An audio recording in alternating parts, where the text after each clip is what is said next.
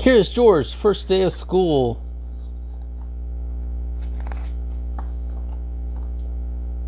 This is George. We have a good little monkey, always very curious. Say George was excited. He could barely eat his breakfast. You have a big day ahead of you, George, with his friend man with a yellow hat. It was a big day for George. It was the first day of school. He had been invited to be a special helper. George and friends walked together to the schoolyard. Some of the children were nervous, but George could not wait for fun to begin. In the classroom, George's friend introduced him to Mr. Apple. Today, you're invited to George's school today, the man with the yellow hat said with the teacher. Then he waved goodbye and he had a good day. George, I'll be back and pick you up after school.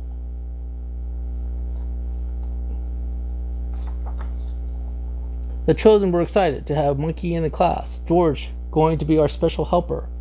Mr. Apple told him. Mr. Apple says, welcome to the first day of school. At math time, children could count.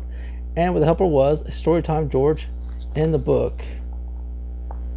And at recess, George made sure everyone had a ball and well planned and a snack.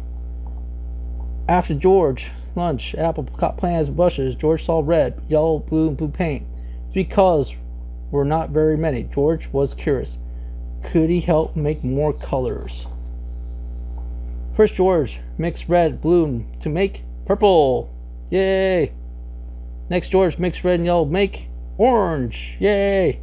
Then George mixed yellow and blue to make green. Finally, George mixed all the colors to make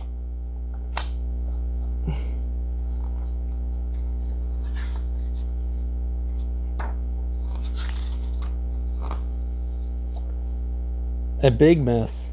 The children thought he was funny, but Mr. Apple did not. Oh dear, he said. We're going to need something to clean this up. Everyone please sit quietly while I look. George did not mean to look like such a mess. He certainly did. Wait until he said quietly. He helped and he wanted his job. After all, George had an idea. In the hallway, George found a closet. In the closet, he found a bucket. In the bucket, he just found what he needed. A mop. George was on his way back to the classroom when he heard somebody yell, "Stop, stop! What are you doing with my mop?" Janitor ran after George. "Stop, stop! No running out the halls." Principal ran after the janitor, but George was going too fast. Stopping, he grabbed the doorway, swung inside, and plush! The bucket tripped, mop dripped. George slid across the floor. Now the mess was even bigger. Mr. Apple looked surprised. Principal Ford, janitor just shook his head, and George, poor George, he felt terrible. Maybe he was not such a good helper after all. The children felt terrible too. They did not like to see George looking so sad. They thought he was a great helper. Now they wanted to help him. So the children all lent a hand with some feet, and all helping.